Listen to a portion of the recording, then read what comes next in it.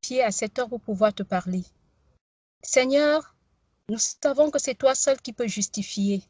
Lave-nous, purifie-nous de toute imperfection afin que te parlant en ce moment, que nos voix puissent monter. Et c'est avec assurance que nous nous adressons, Papa, à toi, parce que nous savons que ce sont ces moments, Seigneur, qui plaisent à ton cœur.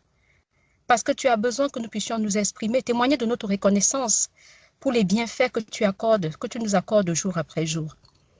Seigneur, aide-nous, Père, à t'adresser un culte de Dieu agréable, à toujours demeurer dans l'adoration, dans la reconnaissance de ce que tu es pour nous. Tu es pour nous un bon Père, tu es pour nous un ami fidèle, tu es pour nous un allié, fort dans tous les combats. Seigneur, tu t'es toujours révélé favorable. Même lorsque nous ne voyons pas, tu nous dis que tu es au plus près et tu combats pour nous. Gloire soit rendue à toi, Seigneur. Honneur soit rendu à toi, Seigneur, parce que c'est toi qui conserves en nous ton souffle de vie. C'est toi qui nous donnes de lever les regards vers toi. Et là, nous ne serons pas confus. Et là, rien ne pourra venir nous empêcher de recevoir la plénitude, de recevoir l'assurance, que peu importe les tribulations de ce monde, de ce siècle présent, qu'est-ce qui pourra nous séparer de l'amour de Jésus-Christ, de l'amour de Dieu manifesté en Jésus-Christ, notre Sauveur? Que rien, Seigneur, ne nous empêche d'avancer avec toi, mais que nous regardons comme de la boue, Seigneur, la gloire de ce monde, mais considérant plutôt cette gloire à venir, ou ce jour, Père, ce jour de gloire, où nous allons te voir face à face. Père, notre joie sera au comble. Notre joie est déjà au comble, Papa, parce que nous t'avons. Nous avons Jésus, nous avons tout ce qu'il nous faut. Et nous te bénissons pour cela au nom de Jésus. Donne à chacun de tes enfants, Seigneur, de ne pas piétiner. Vraiment de considérer cette grâce que nous avons et de faire des bons choix. Seigneur, de prendre des bonnes résolutions. De ne pas simplement nous regarder, nous arrêter à constater, à voir ce qui ne va pas ou ce qui est, Seigneur, n'est pas conforme à toi, mais à nous lever et surtout à avancer. Parce que tu voudrais que nous puissions faire des exploits. Nous avons tout pour réussir. Donne-nous, Papa, d'ouvre nos yeux spirituels, afin que nous puissions considérer ce que nous avons en Jésus. Ces talents que nous avons reçus de toi, que tu as déposés en chacun de nous, Père. Tu es un Père aimant et tu aimes chacun de tes enfants. Certainement, nous avons reçu et plus beaucoup que nous ne voyons. Apprends-nous, Seigneur, à savoir te faire confiance et à te laisser guider nos pas, à entendre ta voix au milieu de toutes ces voix, Seigneur, qui nous parlent. Seigneur, que nous puissions dire oui. Nous avons dit oui à Jésus. Nous avons dit oui au Seigneur des Seigneurs, à celui-là qui nous a tracé le chemin. Seigneur, tu as frayé ce chemin pour nous, pour que nous puissions marcher tête haute, joyeux, parce que si tu nous commandes d'avoir la joie, c'est parce que toi, tu as tout mis à notre portée, à notre disposition pour que nous puissions avancer joyeux. Que rien ne puisse nous nuire, que rien ne puisse nous décourager, que rien ne puisse nous donner de regarder par derrière comme la femme de Lot, pour convoiter les mets et les concombres d'Égypte. Seigneur, que ces choses-là, Papa, ne soient plus notre partage, mais que nous considérons cette vie, Papa, de la sanctification, cette vie vraiment d'engagement, Seigneur, de consécration, tout ce qui plaît à ton cœur. Apprends-nous à te suivre. Apprends-nous, Seigneur, à avoir un cœur tout entier tourné vers toi. Apprends-nous à ne pas te perdre des regards, Seigneur, afin que nous ne piétinons pas, afin que, Seigneur, nous ne nous éloignons pas des grâces qui sont les nôtres, des dispensations qui sont celles de l'Église. Seigneur, tu as tout mis à notre portée, mais tout ce que tu veux, c'est par la foi que nous puissions saisir cela. Toi qui as besoin de voir cette foi en nous, toi qui es le consommateur de la foi, apprends-nous à comprendre, Seigneur, non pas simplement à comprendre, à nous mettre à l'œuvre, à nous rendre disponibles pour le service de ce grand Dieu que tu es. Alors je bénis ton nom pour l'engagement de chacun de mes frères, de chacune de mes sœurs, pour notre engagement, Seigneur, pour ce que tu nous as ouvert les yeux et que tu nous as mis sur ce chemin. Père, que le temps qui nous a été réparti, ce temps qui nous a été donné pour avancer, que nous puissions avancer. Puisque tu dis que les temps sont mauvais, de racheter le temps, que chacun, Papa, puisse comprendre ce qui doit être fait aujourd'hui, ce qui doit être fait dans l'heure, afin que nous ne remettons pas à demain, mais que nous puissions nous avancer. Seigneur, que ton esprit soit à l'œuvre, qu'aucun de nous n'éteigne cet esprit en nous. Nous nous réjouissons de l'avoir reçu. Père, que nous sachions en faire bon usage, que nous sachions te laisser place, que nous sachions te laisser nous conduire, nous diriger vers les verts pâturages. Parce que Seigneur, tu as, Seigneur, des désirs. Seigneur, tu as besoin d'agir, de te révéler au monde. Seigneur, tu dis, Papa, ta parole dit que autant les cieux sont éloignés de la terre, tes pensées sont éloignées des pensées des hommes. Mais nous sommes tes enfants, nous sommes nés de toi, tu habites en nous. Seigneur, tes pensées doivent être inscrites dans nos cœurs, doivent rythmer, Seigneur, notre conduite, notre manière d'agir. Seigneur, que nous puissions vraiment te voir, que nous puissions t'entendre, que nous puissions recevoir, Seigneur, de toi, afin que nous ne nous sentions plus vides, Seigneur, que nous ne nous sentons plus incapables ni faibles par notre place, mais que chacun se porte, Seigneur, vraiment garant. Seigneur, se tienne devant toi pour accomplir ta volonté, pour te plaire. Merci, Seigneur, parce que c'est toi qui mets ce vouloir et ce faire en nous. Nous l'avons reçu et nous te bénissons, parce que tu nous dirigeras vers ceux-là qui ont besoin d'entendre cette bonne nouvelle. Tu nous dirigeras vers ceux-là qui ont besoin d'entendre une prière vraiment de guérison, une prière de délivrance, une exhortation, une parole de consolation, tout ce qui est nécessaire pour que vraiment l'Église, Seigneur, puisse prendre sa place, puisse s'affirmer, parce que toi, Seigneur, tu habites en chacun de nous et tu veux te révéler partout où nous sommes. Béni soit ton nom pour cette mission vraiment qui glorifie ton nom. Nous voulons, Seigneur, te révéler au monde. Nous voulons qu'à travers nous, Seigneur, que ton nom soit sanctifié, que ton nom soit glorifié, que ton nom soit adoré de part et d'autre, dans nos lieux de service, partout où nous sommes. Sois honoré, Père éternel. Je veux encore te dire merci pour nos enfants dont tu prends soin, Seigneur. Et vraiment, béni sois-tu pour cette année scolaire. Tu les as gardés. Vraiment, les résultats sont bons. Merci pour les réussites. Merci pour tout ce que tu as accompli pour chacun de nos enfants. Nous te bénissons, Père, parce que quand ils grandissent, quand ils vraiment d'un centimètre ou bien de quelques, vraiment des centimètres, nous ne voyons à quel moment cela se fait, mais nous les voyons grandir. Tu opères dans l'invisible et dans le visible, nous pouvons constater tes merveilles. Et nous ne pouvons que te bénir, te dire merci, parce qu'il y a des choses que nous te demandons même pas, mais Seigneur, tu l'accomplis parce que tu es un bon Père. Et nous sommes reconnaissants de cela au nom de Jésus. Mais il y a notre part, Seigneur, celle que nous devons faire. Donne à chacun de ne pas négliger ce qu'il a à faire, afin que, Père, tel que tu nous demandes d'instruire des enfants que tu nous as donnés sur tes voies, que chacun soit à ce poste-là. Père, que chacun soit vraiment présent à ce poste pour accomplir cette mission, afin que toi, Père, tu fasses croître ce qui a été déposé dans le cœur de nos enfants, afin que ces enfants ne se détournent jamais, Papa, de ta parole, puisque tu nous as promis lors de la retraite que les prières que nous t'adressons à l'égard de nos enfants, pour nos enfants, Seigneur, toi, tu les exauces. Donne-nous, Papa, de savoir t'adresser des bonnes prières. Donne-nous de voir, Papa, autour d'eux, de voir dans leur vie ce qui ne va pas, de ne pas rester là oisif, mais ce qui doit être fait au nom de Jésus-Christ de Nazareth, que nos enfants soient entretenus par ta parole, qui grandissent selon toi, Seigneur, en statut et en grâce. Père, que rien ne manque à leur éducation, mais que tout soit pour ta gloire. Donne à chacun de prendre conscience de cette mission, que nous avons aussi, Papa, à lutter au-dedans, que nous avons quelque chose à faire au-dedans. Père, béni soit ton nom pour tout ce que tu fais, pour les joies, les paix, les grâces, et même les combats par lesquels nous passons. Au travers de cela, nous apprenons, Seigneur, à te dire que veux-tu, Seigneur. Nous comprenons qu'il y a quelque chose qui ne va pas et que nous devons retourner à toi pour, Seigneur, que tu corriges notre marche, que tu nous rappelles encore ce qui est de toi, afin que nous puissions, Seigneur, nous arythmer ou nous aligner à ta volonté. Sois béni, Seigneur. Merci pour ces moments. Sois honoré au nom puissant de Jésus-Christ. Amen. Amen. Amen. Amen. Amen. Amen. Bonjour, bien-aimés en Christ. Amen. Bonjour, frère. La parole Bonjour. de Dieu, bonjour. La parole de Dieu nous dit en Romains chapitre 10, verset 17, que la foi qu'on entend et ce qu'on entend vient de la parole de Dieu. Donc, suite à la prière de la sœur Solange, il y a des éléments qu'elle a abordés dans la prière, disant que nous les avons, que le Seigneur nous ouvre les yeux pour que nous puissions voir ce que nous avons et que nous allions pour, je paraphrase, pour porter du fruit à la gloire de Dieu. Donc, la foi venant de ce qu'on entend, je souhaite partager avec nous quelques versets qui nous rappellent ce que nous avons, les merveilleuses bénédictions que nous avons dans le salut en Jésus-Christ. C'est dans Éphésiens chapitre 1 à partir du verset 3. Éphésiens chapitre 1 à partir du verset 3. Il est écrit: béni soit le Père de notre Seigneur Jésus-Christ, qui nous a, pas qui va nous, qui nous a bénis de toutes sortes de bénédictions spirituelles dans les lieux célestes. Donc, ça, c'est un fait qui est accompli déjà et au bénéfice duquel nous entrons au moment où nous nous convertissons.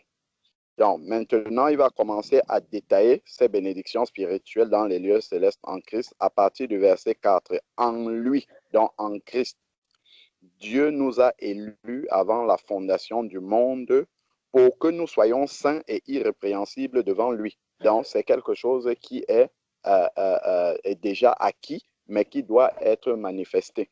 Que nous puissions être irrépréhensibles, manifester la sainteté. Parce que nous sommes saints dans notre esprit, nous sommes irrépréhensibles devant Dieu parce que nos péchés ont été purifiés, donc Dieu ne nous accuse plus de rien lorsque nous sommes repentis. Ésaïe chapitre 43, verset 25 dit que pour l'amour de lui-même, Dieu efface nos péchés et il les oublie. Donc, ça c'est vrai, déjà spirituellement accompli à la croix. Maintenant, nous devons le manifester de manière pratique en prenant les décisions telles que la sœur disait dans sa prière, que maintenant, il nous appartient de prendre ces décisions-là pour que ces promesses-ci qui sont écrites là, qui sont manifestées, enfin, qui sont accordées déjà spirituellement, puissent être manifestées pratiquement, physiquement. Ensuite, maintenant, verset 5.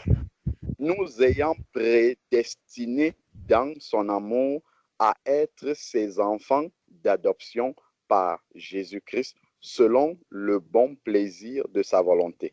Donc, il nous a prédestinés dans son amour à être ses enfants d'adoption. Donc, en général, lorsque nous regardons nos enfants, enfin, même lorsque les gens voient nos enfants, on va dire, ben celui-là, Annick a le visage de sa mère. Franck a je ne sais pas moi, les oreilles de son père, ainsi de suite. Il y a des caractères que la science appelle génétiques dans des parents qu'on retrouve chez les enfants. De la même manière, si nous sommes enfants de Dieu, il y a le caractère de Christ qui doit être visible d'entrée de jeu dès notre conversion chez nous, dans notamment comment dire, la crainte de Dieu, comment dire, la haine du péché. Ça, ce sont des caractères de Christ que l'on doit retrouver. Hein. On le voit dans 1 Jean chapitre 3, versets 9 à 10. Celui qui est né de Dieu ne pratique pas le péché, donc il ne pêche pas volontairement parce que la semence de Dieu habite en lui et il ne peut pécher. Celui qui est né de Dieu, ça se manifeste directement. Parce que le Saint-Esprit, selon Jean chapitre 16, verset 8, a été donné pour nous convaincre de péché, de justice et de jugement. Ça, c'est le premier travail que l'Esprit Saint vient faire en nous. Et ensuite, il commence à nous conduire. Et ça, ce sont des caractères de Dieu que l'on reconnaît immédiatement. Par exemple, la soif de la parole de Dieu, être attiré, tout ça, ce sont des caractères de Dieu qu'on doit retrouver. Donc, maintenant, lorsque nous voyons un enfant dans le domaine naturel, l'enfant peut avoir les yeux de son père ou de sa mère, je ne sais pas moi, les mains, les pieds de son, mais il n'est pas strictement identique au père. Il ne ressemble pas en tout point. On peut avoir un père et une mère qui sont plutôt de teint foncé et l'enfant est de teint clair. Mais en fait, ce qu'il y a en Jésus-Christ et qui n'est pas vrai dans le domaine naturel, c'est que cette ressemblance-là doit aller grandissant jusqu'à ce qu'on atteigne la conformité à Christ, c'est-à-dire la stature parfaite de Christ, c'est-à-dire lui ressembler, être un deuxième Jésus, qu'il n'y ait plus d'erreur. Quand on compare Jésus à nous, qu'il n'y ait plus d'erreur. Donc notre ressemblance, au fur et à mesure du temps, notre ressemblance à Christ va grandissant. Donc on va lui ressembler de plus en plus jusqu'à ce que nous arrivions à une ressemblance complète. Donc ensuite, maintenant, verset 6, à la louange de la gloire de sa grâce qu'il nous a accordé. Il nous a accordé cela en son bien-aimé. Tout ça, c'est l'héritage de la croix. Verset 7, on a encore une autre bénédiction spirituelle dans les lieux célestes. En lui, nous avons la rédemption par son sang. Nous avons été purifiés par le sang de l'agneau. Nous avons été lavés. Et le sang de Christ est encore disponible pour nous, selon 1 Jean chapitre 2, vers le verset 7. 1 Jean 1, pardon, verset 7, où il est dit que si nous marchons dans la lumière, nous sommes en communion avec lui et nous communions les uns avec les autres et nous purifie de tout péché. Donc, en ayant à cœur de marcher dans la lumière, s'il nous arrive de tomber, le sang de Christ nous purifie. Mais si effectivement, dans notre cœur, on n'a aucun désir de marcher dans la lumière et que nous péchons volontairement, La Bible nous dit aussi dans Hébreux 10, vers le verset 26 et suivant, qu'il ne reste plus de sacrifice pour celui qui, ayant connu la vérité, pêche volontairement contre le Seigneur. Donc, d'ailleurs, il le dit après là, donc en lui, nous avons la rédemption par son sang, la rémission des péchés, les péchés sont effacés, selon la richesse de sa grâce, que Dieu a répandue abondamment sur nous par toute espèce de sagesse et d'intelligence. Donc parfois, un enfant de Dieu reste, on avait déjà partagé ce verset-là, il dit, ah vraiment, moi je n'ai pas de sagesse, je n'ai pas d'intelligence, même le travail qu'on me demande de faire au boulot, je n'arrive pas à le faire. Moi, on accepte des paroles que les hommes nous ont communiquées, tu n'es rien, tu ne feras jamais rien, je ne veux même pas prononcer certains mots qu'on dit souvent, non, toi tu es un vaurien, entre guillemets, tu ne sais pas faire les choses, tu n'as pas d'intelligence, tu n'es pas intelligent, tu es, enfin bref, mais ça, il faut le rejeter au nom de Jésus parce que c'est écrit en fait que dans les promesses du Seigneur, il nous a donné toute espèce de sagesse et d'intelligence. Donc, même si on se trouve devant une situation, que ce soit dans la vie courante, que ce soit au travail, que ce soit dans une situation donnée où nous avons besoin, enfin, où nous devons nous sortir d'une situation, hein, bien sûr, sans utiliser les moyens détournés, mais de nous appuyer totalement sur le Seigneur en connaissant cette promesse-ci. Parce que si nous ne connaissons pas cette promesse-ci, nous allons douter, nous allons regarder à nous-mêmes et nous allons dire non, je n'y arriverai pas, c'est trop difficile, c'est trop compliqué. Que ce soit un étudiant à l'école, Dieu nous a donné toute espèce de sagesse et d'intelligence. Donc, souvenons-nous que le Seigneur Jésus-Christ avait parlé de Salomon. Il avait dit que sur la terre, en fait, il n'y a eu aucun homme aussi sage que Salomon. Et il va dire, ici devant vous, il y a plus que Salomon. Il parlait de lui-même. Et c'est ce lui-même-là qui est venu habiter en nous. Donc, Christ nous a donné une sagesse infiniment supérieure à celle de Salomon. Tous les enfants de Dieu l'ont. C'est maintenant d'ouvrir les yeux et de manifester la foi que c'est Christ-là qui habite en nous. C'est parce que quand je me trouve dans une situation, je veux compter sur ma propre sagesse, je veux compter sur mon intelligence qui est très limitée, mais si je m'appuie sur Christ, c'est là où je vais commencer à voir les miracles, parce que la sagesse qui sortait de Salomon ne venait pas de lui-même. Il avait eu une alliance avec Dieu, où Dieu l'avait visité la nuit, il a demandé la sagesse à Dieu, et Dieu la lui a accordée. Et il s'appuyait sur cette parole que le Seigneur lui avait donné en disant je t'accorde la sagesse et puis je te donnerai même au-delà parce que tu n'as pas demandé longue vie, tu n'as pas demandé la mort de tes ennemis, etc. Donc nous aussi, nous devons ouvrir les yeux sur ces versets-là qui sont écrits parce que la parole de Dieu nous dit bien que la foi vient de ce qu'on entend et ce qu'on entend vient de la parole de Dieu. Donc si j'entends la parole des hommes qui nous disent, qui me dit que je ne suis pas intelligent, que je suis, je n'ai vraiment pas envie de prononcer ces mots-là, si j'attache la foi à ça, que je ne serai jamais rien dans la vie, que je ne peux pas y arriver, que, je ne sais pas moi, les gens de telle race sont plutôt de telle nature. Si je prends ça et que je mets ça dans mon cœur, ça va produire la foi. Mais sauf que ce n'est pas la foi dans ce que Dieu dit, c'est la foi dans ce que l'autre dit au travers des hommes. Et donc, je vais commencer à marcher avec dans mon esprit que ces choses-là sont vraies. Et ça va commencer à s'accomplir dans ma vie. Mais par contre, si je rejette cela au nom de Jésus et que je prends ces promesses-là qui sont écrites, moi, ce sont des choses que moi j'ai vues dans mon propre travail. Où je suis arrivé, je n'avais pas déjà le recrutement, même le Seigneur m'a bien montré que ce n'était pas par rapport à mes capacités. J'ai déjà eu l'occasion de témoigner ça. Et tout au long de la mission, ça fait 3 ans que j'y suis. Devant chaque situation, je me mets à genoux, je prie. Là où je ne voyais pas la solution, quand on m'a posé le problème, quelques minutes après avoir prié, les solutions fusent, ça fuse, ça fuse, ça fuse, ça fuse. Et ça, je l'ai toujours appliqué dans mon travail. Partout où je passe, dans la prière, et je vois le Seigneur donner les solutions. Et ça, c'est écrit dans la parole de Dieu qu'il nous a donné toute espèce de sagesse et d'intelligence. Maintenant, il faut attacher la foi à cela et non à ce qu'on nous a toujours dit. Donc, verset 9, nous faisons connaître le mystère de sa volonté. Dieu nous a révélé sa volonté. Souvenons-nous de Romains chapitre 12, verset 2. C'est qu'il est écrit, ne vous conformez pas au siècle présent, mais soyez transformés par le renouvellement de l'intelligence. Pourquoi? Afin de discerner sa volonté qui est bonne, agréable et parfaite. C'est en méditant la parole de Dieu que l'Esprit de Dieu nous révèle cette volonté de Dieu de manière progressive. Donc, nous faisons connaître le mystère de sa volonté selon le bienveillant dessein qu'il avait formé en lui-même. Ensuite, maintenant, pour le mettre à exécution, lorsque les temps seraient accomplis, de réunir toutes choses en Christ. Il a réuni toutes choses en Christ et n'oublions pas, Christ là habite en nous. Il a réuni toutes choses en Christ et Christ est venu habiter en nous. C'est-à-dire qu'il a réuni toutes choses en nous aujourd'hui. Ça, c'est important de pouvoir le réaliser et d'attacher foi à cela. Si nous attachons foi à cela, c'est ça qui va déclencher maintenant la manifestation dans la pratique de ces choses-là. Et c'est ce que Christ, quand il est venu, il marchait sur la terre en ayant toutes les paroles que le Père avait prononcées. Et lui, il avait attaché une foi complète dans les paroles que le Père avait prononcées. Voilà pourquoi il les voyait se manifester et s'accomplir au travers de sa marche. Donc, celles qui sont, nous sommes au verset 10, celles qui sont dans les cieux et celles qui sont sur la terre. Donc, on nous dit celles qui sont accomplies lorsque les temps seraient accomplis, de réunir toutes choses en Christ, celles qui sont dans les cieux et celles qui sont sur la terre.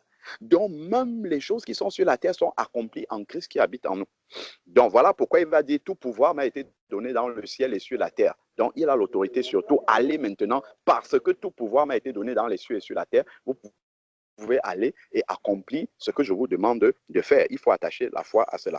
Verset 11, encore un autre en lui. Nous pouvons souligner comme ça tout au long de ce passage, en lui, en lui, en lui, en lui. Il est en train de détailler les bénédictions spirituelles dans lesquelles que nous avons reçues dans les lieux célestes. Dans verset 11, en lui, nous sommes aussi devenus héritiers. Nous sommes des héritiers. Nous sommes des héritiers. On voit les hommes se battre pour l'héritage et les héritages périssables. Ici, là, nous avons acquis un héritage qui est impérissable. Tant que nous sommes enfants de Dieu, cet héritage-là ne saurait se corrompre ni se périr. Au contraire, plus nous grandissons dans la connaissance de l'héritage que nous avons et que nous y attachons foi, alors nous commençons à jouir de cet héritage et à marcher dans cet héritage-là et le voir s'accomplit. Donc, en lui, nous sommes aussi devenus héritiers, ayant été prédestinés, suivant la résolution de celui qui opère toutes choses d'après le conseil de sa volonté. Nous avons été prédestinés à quelque chose, afin que nous servions à la louange de sa gloire, nous qui d'avance avons espéré en Christ. Verset 13, encore un autre en lui. En lui, vous aussi, après avoir entendu la parole de vérité, l'évangile de votre salut, en lui, un autre en lui, vous avez cru et vous avez été scellés. Voilà encore une autre promesse. Vous avez été scellés du Saint-Esprit qui avait été promis. Et dans le Saint-Esprit, il y a la plénitude complète de Jésus-Christ. Voilà pourquoi il a dit, il est avantageux pour vous que je m'en aille. Et quand je serai allé, je vous enverrai un autre consolateur. C'est-à-dire un consolateur qui soit identique à lui-même, parce que Jésus-Christ était un consolateur et il nous envoie un autre consolateur. Donc c'est un autre lui-même qu'il nous envoie. C'est son esprit qui vient habiter en nous. Voilà pourquoi on dit que Christ habite en nous. En fait, c'est son esprit qui habite en nous, avec toute la plénitude de Christ. Donc, verset 14, lequel est le gage de notre héritage. Donc, dès que j'ai le Saint-Esprit, tout l'héritage que je suis en train de lire là est en moi. Donc, voilà, souvent on cherche les dons, on cherche beaucoup de choses. En fait, tout est dans le Saint-Esprit. Et maintenant, il y a le fruit du Saint-Esprit et il y a les dons du Saint-Esprit. Donc le Saint-Esprit vient avec tout. C'est-à-dire que tout don, je peux le manifester à tout moment parce que c'est dans le Saint-Esprit. Il y a tout ça dedans. Maintenant, Dieu va donner des spécialités à certains. Il va leur donner des dons qu'ils vont manifester tout le temps. La parole de sagesse, n'importe quel enfant de Dieu qui a le Saint-Esprit peut le manifester au moins une fois. Mais par contre, le manifester de manière permanente, et c'est ça les dons que l'Esprit distribue. Ça, là, les enfants de Dieu le manifestent tout le temps, mais tout est dans le Saint-Esprit. Donc, le Saint-Esprit est ce gage de notre héritage. Donc, dès que j'ai l'Esprit, l'héritage complet est en moi. Pour la rédemption de ceux que Dieu s'est acquis à la louange de sa gloire. Et si nous lisons la suite, je ne vais pas rester longtemps pour que d'autres personnes puissent également intervenir. À partir du verset 15, Paul, après avoir cité tout ce qu'il y a dans l'héritage, il va commencer à prier maintenant pour que les yeux des Éphésiens puissent s'ouvrir sur cet héritage-là.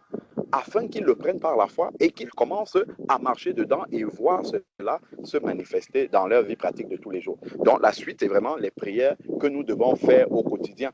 Plutôt que de dire Seigneur, encore, ça serait plutôt prier Seigneur, ouvre nos yeux sur ce que nous avons déjà afin que nous puissions marcher là-dedans. Parce que Christ a donné tout. Il ne donne pas progressivement, c'est que nos yeux s'ouvrent progressivement sur ce qu'il a déjà donné. C'est totalement différent. Il n'y a pas quelque chose de plus que Christ donne que le Saint-Esprit. Non, ce qu'il donne, c'est la révélation. Il nous ouvre les yeux sur ce que nous avons déjà. Donc, voilà un peu ce sur quoi je voulais nous exhorter suite à la prière de notre sœur Solange. Que Dieu nous bénisse abondamment. Amen. Amen. Amen. Amen. Amen. Amen. Amen. Amen. Amen. Juste pour dire gloire au Seigneur, parce que depuis la prière de la sœur Hortense, j'ai reçu 3 fois, il en sera fait selon ta foi. Donc, voilà. Amen. Amen. Amen. Tout à Amen. fait. Amen. Amen. Amen. Amen.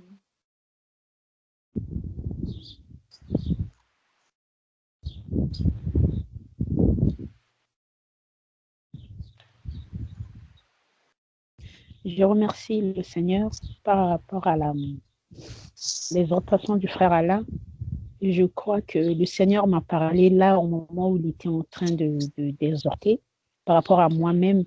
Et j'ai toujours entendu dans ma vie que si tu n'as pas le bac, tu n'arriveras pas à faire les choses. Tu n'es pas parti très, très loin à l'école. Et mes sœurs, quand j'étais en Afrique, c'était tout le temps ça.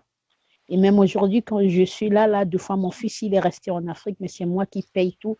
Et mon fils a déjà sorti de ça. Et c'est normal que tes soeurs te disent, tu ne vas pas aller plus loin parce que tu n'as pas le bac et tu ne veux pas que je puisse avoir le bac. Tout simplement, il fallait que je paye des pots de vin pour qu'il puisse avoir son bac. Quand j'ai refusé, et il m'a sorti ça. Ça m'a fait tellement, tellement mal. Je lui ai dit, même si je n'ai pas le bac, et tout, c'est moi qui fais tout que tu puisses avoir le bac, mais je ne paierai pas de l'argent pour que tu puisses avoir le bac. Si je te paye déjà les cours, tu dois te débrouiller pour avoir ton examen. Et à propos de tout ça, et même aujourd'hui, quand j'ai rencontré mon mari, ma belle-mère, tu me disais, on m'avait dit, tu ne pourras pas conduire ici parce que on est en France, ce n'est pas l'Afrique. Et j'ai répondu à ma belle-mère, je prie, je crois en Jésus, j'y arriverai. Et je suis arrivée. Et tout ce qu'on me dit, quand on me dit ça, que tu n'arriveras pas, ça me pousse encore à dépasser, je ne sais pas qu'est-ce que je peux dire, mes limites et de faire ce que les gens nous disent que je n'arriverai pas à le faire. Je remercie vraiment le Seigneur parce que là, j'avais voulu demander que vous priez pour moi, pour mon fils, parce que je lui explique les choses. En fait, pour lui, il est plus intelligent que moi parce qu'il a son bac. Et moi, ce que je lui dis, il préfère écouter mes grandes sœurs ou d'autres personnes que de faire ce que moi, je lui dis de le faire. Donc, que je prie vraiment le Seigneur. Merci beaucoup, frère Alain, pour cette exhortation. Et le Seigneur m'a répondu parce que je me disais, je suis fatiguée de lui, je ne sais plus quoi faire, je suis fatiguée. Je dis, le Seigneur, je baisse les bras, maintenant, il fait ce qu'il a envie, il écoute d'autres personnes et moi, je laisse tout. Mais merci vraiment pour cette message, que l'Éternel soit béni. Merci beaucoup. Amen. Amen. Amen. Amen. C'était juste pour apporter un petit éclairage concernant ce que la sœur Roubiage disait.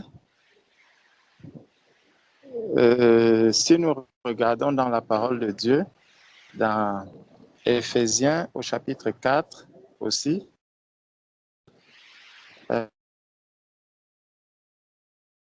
l'aspect que le frère soulignait concernait justement l'héritage de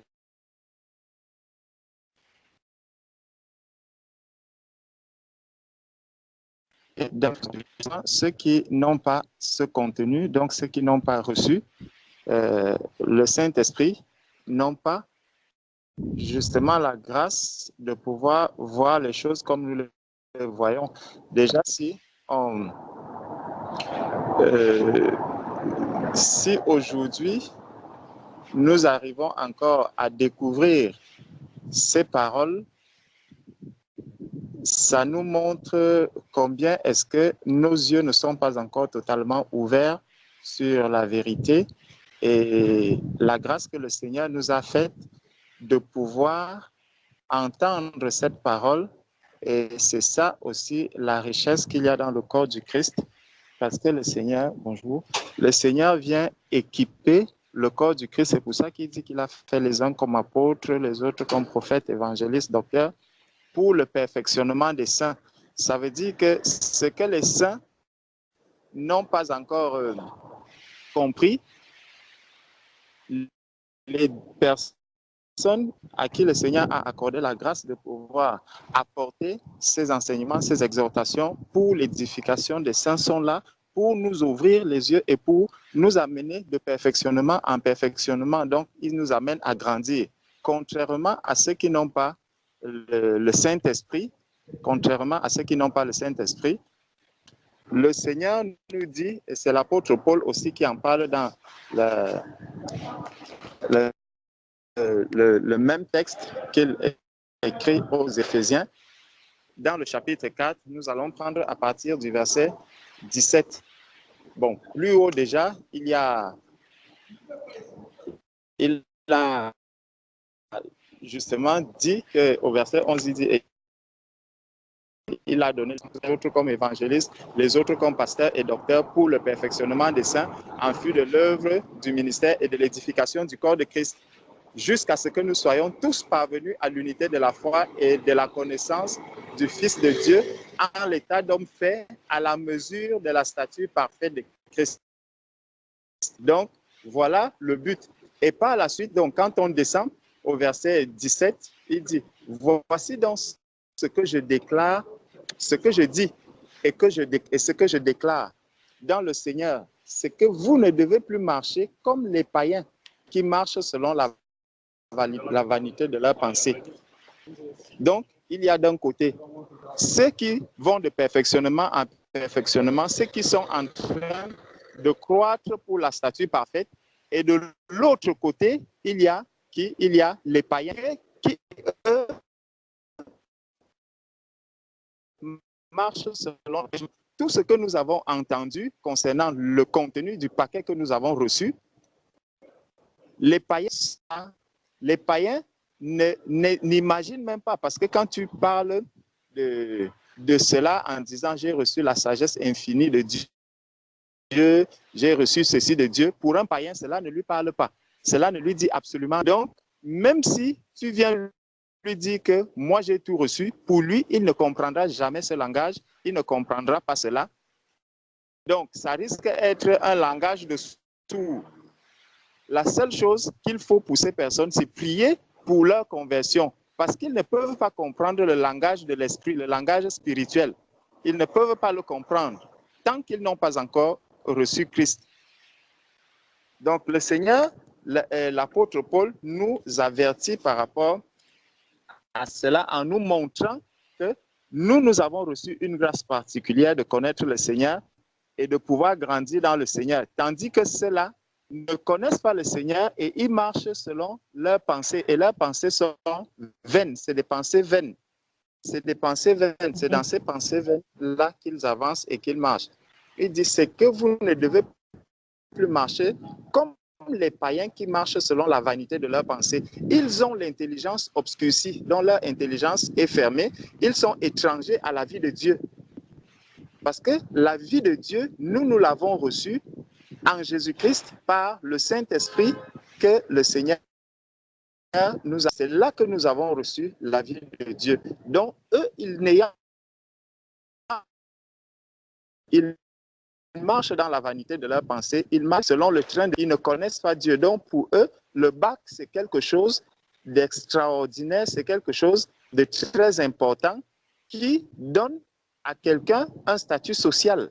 Ça, c'est à leur niveau. Oubliant une chose, c'est qu'il y a des personnes qui ont des diplômes très élevés, mais qui n'arrivent même pas toujours à travailler, à avoir même ce statut social. Amen. on regarde, on voit par exemple, même pas seulement dans nos pays africains, même ici, des personnes qui sont allées très loin dans les études, mais qui sont au chômage. Ça veut donc dire qu'il y a un problème par rapport à la manière dont le monde comprend ce que signifie un diplôme, ce que c'est qu'un diplôme. L'être humain valorise le diplôme et il se définit par rapport au diplôme qu'il a reçu. Par contre, les enfants de Dieu ne se définissent pas par rapport à un quelconque diplôme. Un enfant de Dieu, lui, il va se définir par rapport à quel niveau est-ce que je grandis spirituellement. C'est là où tu comprendras que même si tu n'as pas de diplôme, mais si ta relation avec Christ est solide, si tu es accroché au Seigneur, tu as la joie parfaite que quelqu'un qui a les diplômes dans le monde et qui n'a pas Christ, qui est peut-être au chômage, lui, donc avec tous ses diplômes, il est attristé. Parfois même, en travaillant dans son travail, il est totalement attristé, tellement lessivé, tellement absorbé par le travail qu'il n'a pas de vie.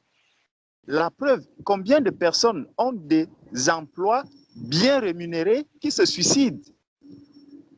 Mais par contre, si on compare avec le nombre d'enfants de Dieu qui sont dans la souffrance, qui n'ont pas de travail, qui n'ont pas de diplôme, mais qui sont heureux, qui sont dans la joie, on comprend que effectivement, la manière dont le monde conçoit les choses, les pensées du monde sont vraiment des pensées vaines. Ce n'est pas des pensées, ce n'est pas la pensée qui vient de Dieu.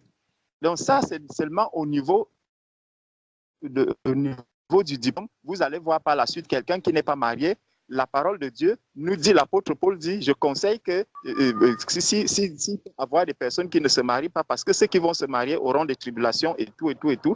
Mais par contre, dans le monde, si quelqu'un n'est pas marié, il n'a pas un statut social, il n'est pas considéré. Mais tel n'est pas le cas chez les enfants de Dieu. Donc, on peut dérouler ça dans tous les domaines de notre vie. Nous allons voir que ce que Dieu, lui, il attend de nous, ce qu'un enfant de Dieu doit mettre dans sa tête, ce n'est pas un rang social, ce n'est pas un statut social, ce n'est pas les diplômes, ce n'est pas l'argent, ce n'est pas tout ça, mais c'est la relation que j'ai avec Dieu. Si ma relation avec Dieu est bonne, si je suis dans une relation avec Dieu qui est celle d'une vierge sage, je suis dans la joie, je me sens comblé, je me sens totalement épanoui dans le Seigneur. Et même dans le monde, je serai épanoui. Pourquoi? Parce que tout ce qu'il y a dans le monde, j'ai déjà compris que c'est de la vanité. Cela ne sert à rien, cela n'est que passager. J'aurais même plutôt de la compassion pour ceux-là qui sont riches. Parce que même la parole de Dieu dit que nous devons prier pour ces personnes qui sont riches. Pour tous ceux qui ont de la richesse, qui ont des statuts sociaux très élevés, le Seigneur nous demande de prier pour eux. Parce qu'il leur est difficile d'entrer dans le royaume des cieux à cause de leur richesse. Donc, tout ça nous montre effectivement que le travail que Dieu vient accomplir en nous est plus puissant et au-delà de ce que l'être humain charnel peut imaginer. Et l'être humain ne peut pas concevoir cela, il ne peut pas comprendre ça. C'est pour ça que tous ces problèmes-là, ils vont nous les adresser, mais ne leur en tenons pas rigueur. La seule chose que nous avons à faire, c'est de prier pour eux. Parce que cela ne te servira à rien, puisque vous n'allez jamais vous entendre. Lui, il ne peut pas comprendre le langage que tu lui tiens par rapport au Seigneur. Donc, il dit, ils ont l'intelligence obscurcie, ils sont étrangers à la vie de Dieu à cause de l'ignorance qui est en eux, à cause de l'endurcissement de leur cœur. Donc, la parole de Dieu nous montre qu'ils sont ignorants à la vie de Dieu. Ils ont l'intelligence obscurcie. L'intelligence obscurcie, l'ignorance dont il s'agit ici, ce n'est pas par rapport au diplôme, ce n'est pas par rapport aux mathématiques que tu connais, ce n'est pas par rapport à la science que tu connais, ce n'est pas par rapport à la philosophie que tu connais, ce n'est pas par rapport au français que tu sais très bien écrire ou très bien lire. Non, c'est par rapport à la vie de Dieu. Il ne comprend rien de la vie de Dieu. Quand tu vas le mettre face à la réalité spirituelle en lui disant que bon, aujourd'hui, moi j'ai l'intelligence tout entière. Quand tu lui dis même que Jésus-Christ habite en moi, rien que cela, les problèmes, les débats vont commencer. Il va te demander comment un être humain peut habiter en toi. Donc, c'est un langage, vous mettrez à discuter dessus. Le jour et des jours vont passer, vous n'allez jamais vous entendre. Tu ne pourras jamais lui faire comprendre que Christ habite en toi. Il faut simplement prier, il faut seulement le mettre en prière. Donc, ayant perdu tout sentiment, ils se sont livrés à la dissolution pour commettre toute espèce d'impureté jointe à la cupidité. Mais vous, ce n'est pas ainsi que vous avez appris Christ. Donc, Christ, on apprend Christ. Et eux, ils n'ont jamais appris Christ. Donc, vous ne pouvez pas tenir le même langage. Donc, ne nous attendons pas à ce que ces personnes qui sont autour de nous, nos frères, nos sœurs, nos enfants, nos cousins, nos tantes, nos oncles, puissent comprendre le message que nous leur adressons. Mais par contre, nous allons subir. Parce que lorsqu'ils verront que tu es à un niveau où tu n'as pas les diplômes, tu n'es pas marié, tu n'as pas d'enfant, tu n'as pas ceci, et que tu te dis, voilà, moi j'ai Christ et cela me suffit. Pour eux, ils ne vont jamais l'entendre, ils te prendront, ils te traiteront de tout, des minables, de tout ce qu'ils pourront en dire. Mais toi, garde la paix, garde la joie en Jésus-Christ, parce que tu as Christ et que lui, il est étranger à Christ. Donc voilà la seule chose, le seul encouragement que je voulais donner, non seulement à ma sœur Vierge, mais aussi à nous tous qui menons ces combats par rapport à nos familles, nos amis, tous nos proches. Que le Seigneur vous bénisse. Amen. Amen, frère, sois béni. Amen. Amen. Amen. Amen. Amen. Je vais donner un petit témoignage, en tout cas, par rapport justement à l'incompréhension que nous pouvons avoir lorsque nous discutons avec des personnes qui n'ont pas encore l'Esprit de Dieu. Donc, c'est quelque chose que nous avons vécu lorsqu'on était à Fès, pendant le séminaire. Il y a quelqu'un qui avait été invité par une sœur, donc un jeune garçon qui est catholique, apparemment d'après ce qu'elle nous a dit, très pratiquant. Et lorsqu'on parlait du baptême, il a posé la question, il dit que il ne comprend pas pourquoi souvent on peut baptiser dans des endroits où l'eau n'est pas coulante. Par exemple, baptiser quelqu'un dans une baignoire, pour lui c'était scandaleux. Pourquoi? Parce qu'il dit que l'eau doit couler pour partir avec les péchés des personnes. Donc, si on te baptise dans une baignoire, le premier qui entre, ses péchés sont lavés et restent dans l'eau. Si on baptise une deuxième personne, là, il porte tous les péchés de la première personne. Et donc, il ne comprenait pas, il faut que l'eau coule pour lui, pour que l'eau parte avec les péchés.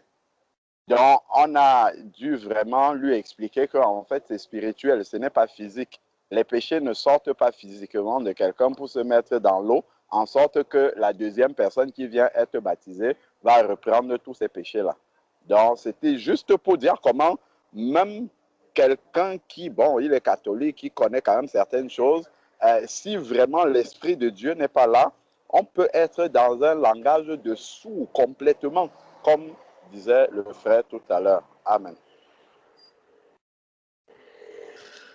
Amen. Amen. Amen. Amen. Amen. Amen.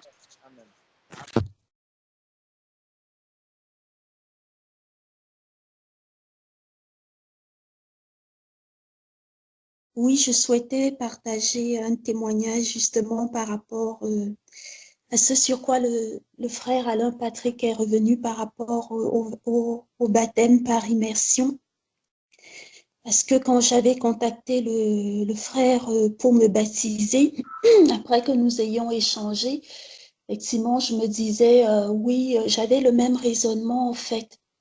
On ne peut pas baptiser en fait dans une baignoire parce que voilà, quand on plonge quelqu'un, si les péchés restent dans l'eau, en fait, voilà, ça signifie que ceux qui viennent après, ils se chargent des péchés des autres. Et puis j'essayais de m'en convaincre en lisant dans la Bible tous les endroits où chaque fois qu'il y avait eu un baptême, c'était au bord d'un cours d'eau. Je me suis dit, oui, mais même à cette époque-là, des piscines existaient, puisqu'on parle du malade qui était à la piscine de Bethsaïda et on ne voit aucun des apôtres qui soit allé baptiser de ce côté-là. Donc, voilà, c'est vraiment qu'il faut il faut baptiser dans un cours d'eau, dans quelque chose qui passe.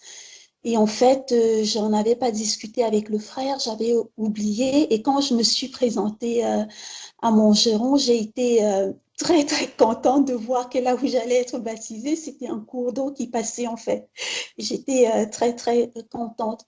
Et en fait, en écoutant aujourd'hui les études bibliques qui ont été faites par les frères à Fès, c'était vraiment comme un voile que j'avais sur mes yeux. Et là, je remercie l'Éternel qui m'a ouvert les yeux parce que tout d'un coup, tous mes raisonnements sont tombés comme si j'étais vraiment dans l'obscurité par rapport à cela et comme si, voilà, un revers, je passe de l'ombre à la lumière, on va dire, et je remercie l'Éternel qui m'a délivré de cette opacité-là. Que son nom prenne gloire au nom de Jésus. Amen. Amen. Amen. Amen. Amen. Amen.